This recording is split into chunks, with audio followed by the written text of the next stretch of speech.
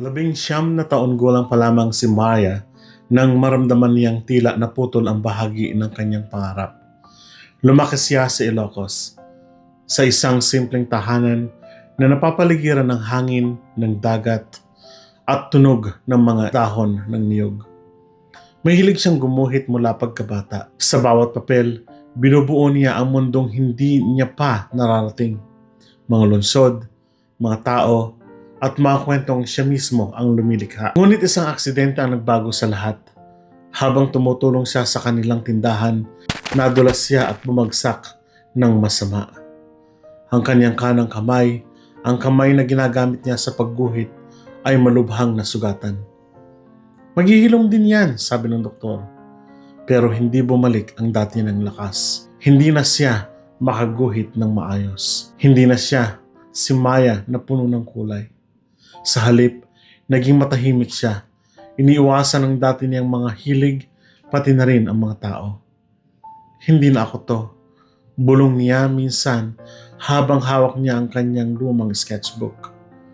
Isang gabi, habang nakaupo siya sa labas ng kanilang bahay, pinagmamasdan ang madilim na kalangitan na pagdesisyon ng mag-post ng isang larawan ng kanyang lumang drawing. At ito ang caption, "Miss ko na yung ako." Hindi niya inaasahang may magme-message sa kanya.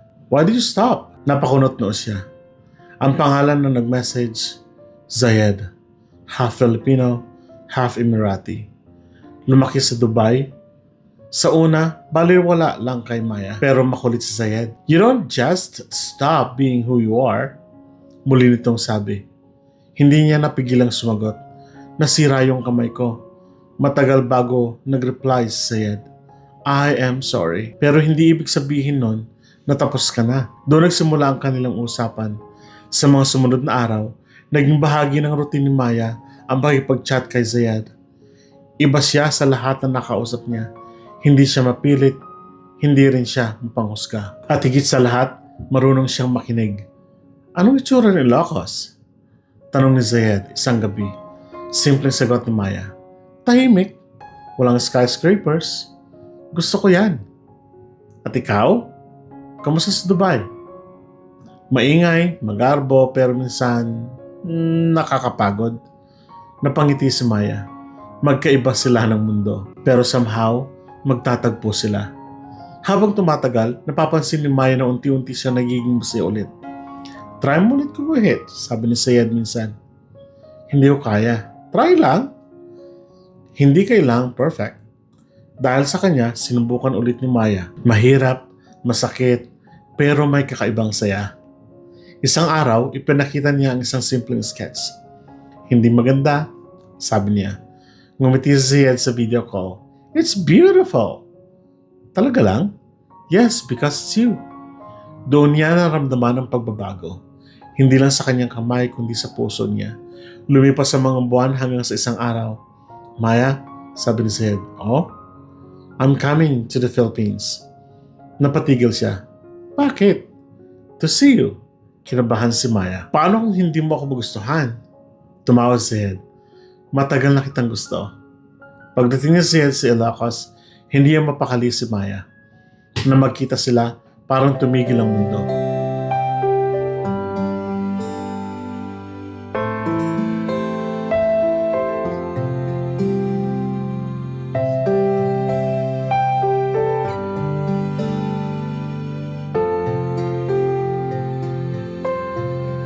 "Hi," sabi ni Zayed. Nakangiti. "Hi," sagot ni Maya, kinakabahan. Hindi siya perpekto. Hindi rin si Zayed, pero totoo sila. At sapat na iyon. Sa mga sumunod na araw, mas lalo sila nagkalapit. At isang gabi, habang naglalakad sila sa tabi ng dagat, "Come with me," sabi ni Zayed. "Saan?" "Dubai." Nagulat si Maya. "Ano?" "I want to show you my world. The way you showed me yours." Natakot siya. Malayo, hindi sigurado, pero tumingin siya kay Zayed at nakita niya ang katapatan. "Okay," mahina niya ang sagot.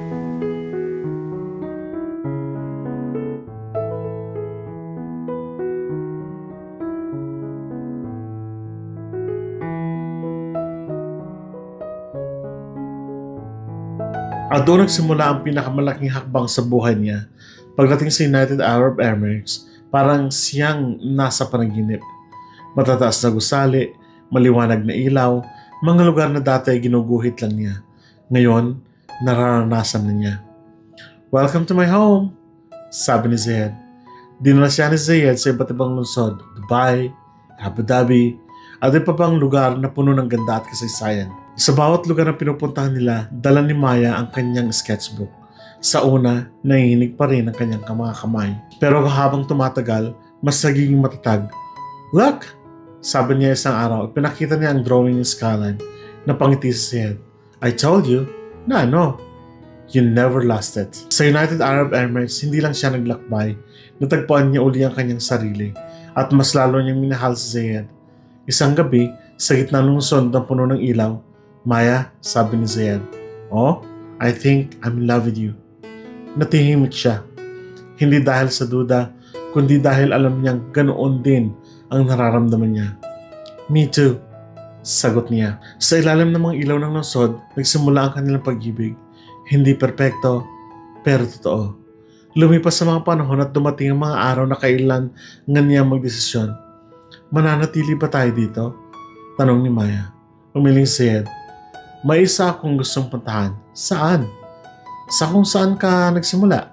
"Ilocos?" Tumanga si Zayed. "Gusto kong doon tayo bumuo ng pamilya." Napangiti si Maya. "Sigurado ka?" "Yes, because home isn't just a place." "Then, what is it?" "You."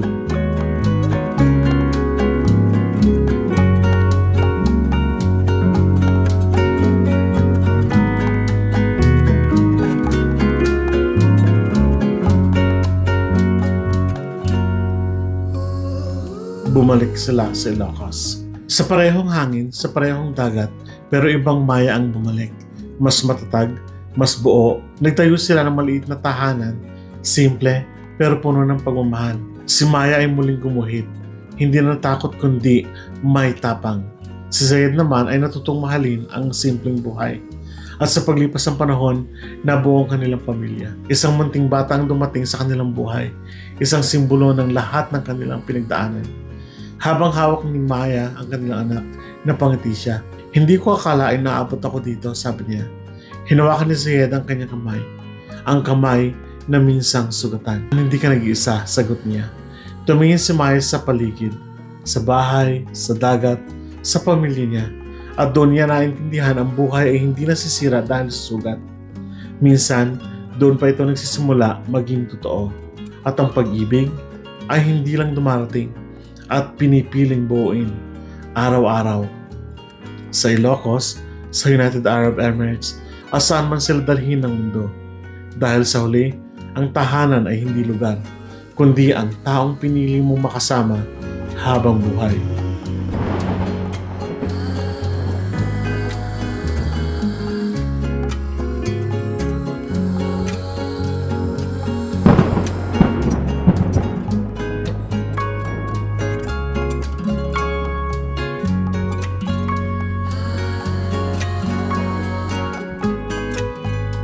Lumipas ang mga taon sa Ilocos na parang isang mahabang awit.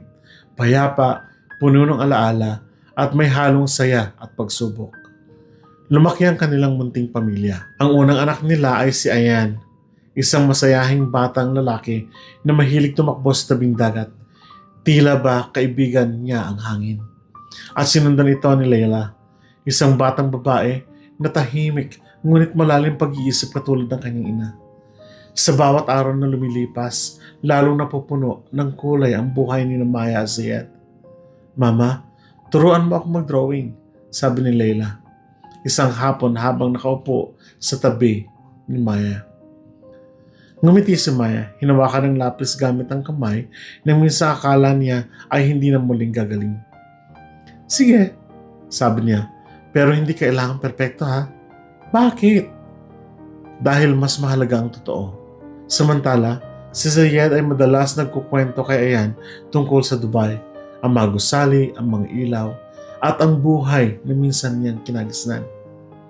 "Pupunta pa tayo doon, Papa?" tanong ni Ayan. "Siguro," sagot ni Zayed. "Pero may isang lugar na gusto kong ipakita sa inyo." "Saan?" Ngumiti siya. Kung nasaan ang pamilya ko ngayon. Isang gabi, habang tahimik na natutulog ang mga bata, nag-usap sina Maya at Sayed sa labas ng kanilang bahay. Maya, maingat na panimula ni Sayed. Naisip mo na ba kung ano ang susunod para sa atin? Napatingin si Maya sa kanya. Ano ibig mo sabihin? Yung pamilya ko karamihan nasa Ontario na. Matagal na nila akong naanyahan. Tahimik ni Maya. Hindi dahil sa ayaw niya, kundi dahil alam niyang malaking pagbabago iyon. Gusto mo bang pumunta? Tanong niya. Huminga ng malalim si Sayed. Gusto makasama sila, pero ayokong iwan tong buhay natin kung hindi ka handa. Tumingin si Maya sa kanilang bahay, sa paligid, sa mga alaala na binuo nila. At pagkatapos tumingin siya kay Sayed. Hindi ba't kahit saan naman tayo mapunta, dal natin to? Ang alin? Tayo, ngiti na Sayed. At ang pamilya natin, tumango si Maya. Kung saan tayo mas lalong lalago, doon tayo. At doon nila napagdesisyonan na lilipat sila sa Ontario. Hindi naging madali ang paghahanda, pagpapaalam sa Ilocos, sa dagat, sa bahay na naging saksi sa lahat ng kanilang pinagdaanan. Babalik pa ba tayo dito? Tanong ni Layla, habang hawak ang kamay ni Maya. Oo, sagot niya, dahil parte na to ng kwento natin.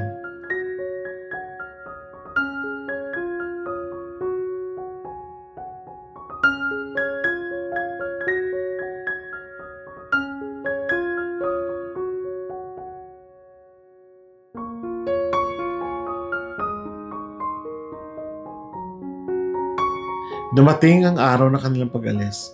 Sa pagkataong ito, hindi natakot si Maya. Hindi na rin nag-aalangan si Sayed. Kasama nila ang dalawang batang bunga ng kanilang pagmamahalan. Patunay na kaya nilang harapin ang kahit anong pagbabago. Pagdating nila sa Ontario, sinalubong sila ng malamig na hangin at ng mas malaking pamilya ni Sayed. May mga yakap, may mga tawanan, may mga matang matagal nang naghihintay. Welcome home! Sabi ng ina ni Sayed habang niyayakap sila. Napangiti si Maya. Home. Dati akala niyang tahanan ng isang lugar. Ngunit ngayon alam na niya. Ito ang pakiramdam ng pagtanggap. Unti-unting nag-adjust ang pamilya. Si Ayan ay nagkaroon ng bagong kaibigan. Samantalang si Layla ay natutong mag-sketch ng snow-covered trees.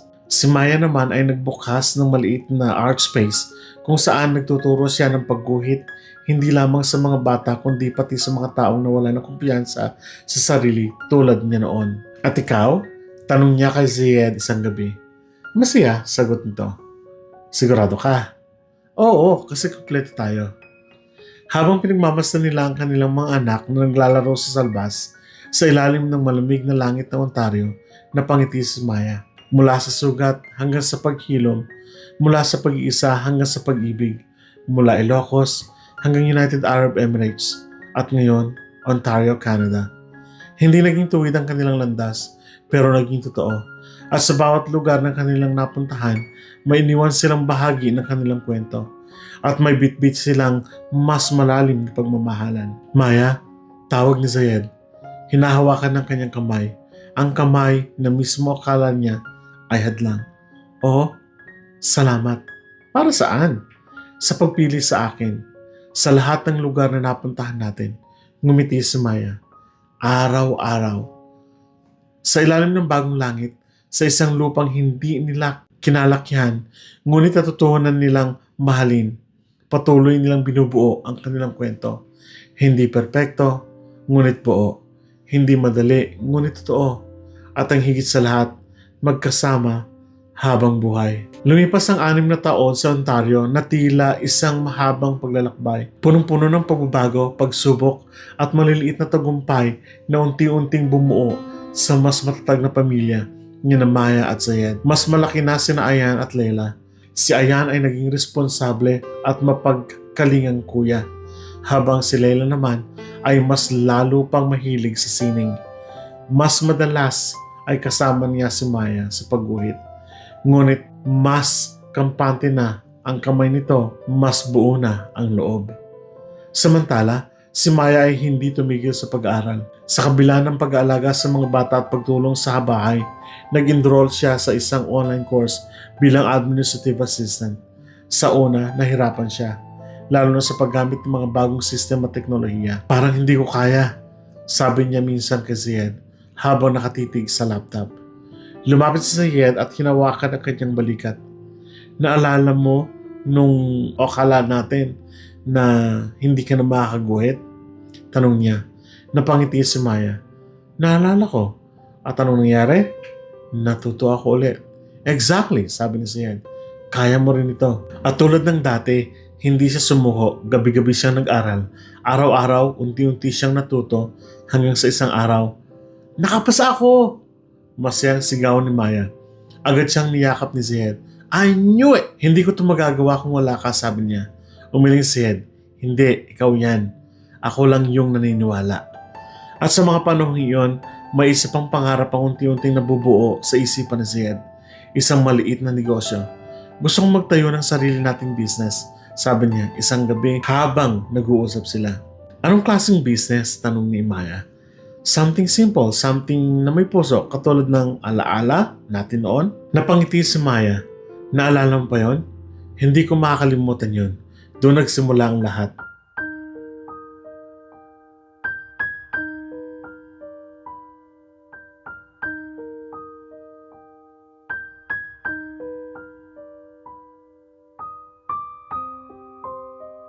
Matapos ang ilang buwan ng pagpaplano, pag-iipon, at pagdarasal, natupad din. Nagbukas si Ed ng isang maliit na negosyo sa Ontario, isang cozy shop, pinaghalong cafe at art space. May kape, may mga handmade crafts, at may sulok para sa mga gusto mag-drawing o magsulat. Bagay na sabi ni Maya habang pinagmamasan ng tindahan. Bakit? Sabi ni Sayed. Dahil bagong yugto na naman ito ng buhay natin. At sa pagkakataong ito, hindi na siya nanunood lang sa gilid. Siya na ang katuwang. Bilang administrative assistant, si Maya ang namamahala ng mga schedule, inventory, at ng mga dokumento ng negosyo. Siya rin ang tumutulong sa pagkipag-usap sa mga customers at suppliers. Sa una, kinakabahan siya. Paano kung magkamali ako? Tanong niya. Ngumiti si Ed. Magkakamali tayo pero ayusin din natin. Araw-araw, magkasama silang nagbubukas ng shop, magkasama rin nagsasara. Sa pagitan ng trabaho, may tawanan, may konting pagtatalo, pero laging nagtatapos sa pagkakaunawaan. Team tayo, sabi ni Zed. Always, sagot ni Maya. Unti-unting nakilala ang kanilang negosyo, may mga bumabalik na customers, may mga taong naantig sa kwento nila. Isang araw, may lumapit na babae kay Maya habang nag-aayos siya ng papeles. You own this place? Tanong nito. Kasama ng asawa ko, sagot ni Maya. It feels warm. Parang may kwento. Ngumiti siya. Meron, at sa bawat taong papasok sa New Alaala, hindi lang kape o produkto ang kanilang matatanggap, kundi bahagi ng kwento ni Maya at Zed. Isang kwento ng sugat paghihilom, ng pangarap at pagsubok, ng pag-ibig na hindi sumusuko. Isang gabi, tapos ang mahabang araw, nakaupo sila sa loob ng shop habang tahimik na ang paligid. Naalala mo nung sabi mo na hindi mo na kaya? Tanong ni Sayed. Napangiti si Maya. Maraming beses ko yung sinasabi. At ngayon? Tumingin siya sa paligid, sa shop, sa mga drawing na nakasabit sa pader, sa mesa kung saan minsan ay nangangarap lang siya. At ayun, ginagawa ko na. Hinawakan ni Sayed ang kanyang kamay. Proud ako sa iyo. Tayo, sagot ni Maya. Proud ako sa atin. Sa labas, dahan-dahang bumabagsak ang snow. Sa loob, may init, may liwanag. At may dalawang taong patuloy na pinipilang ng isa't isa, hindi lamang bilang mag-asawa, kundi bilang magka-partner sa pangarap. Mula Ilocos, hanggang United Arab Emirates, hanggang Ontario, at ngayon, sa sarili nilang negosyo. Patuloy nilang pinapatunayan na ang pag-ibig ay hindi lang nararamdaman. Ito ay binubuo, pinaghihirapan, at pinipiling ipaglaban araw-araw.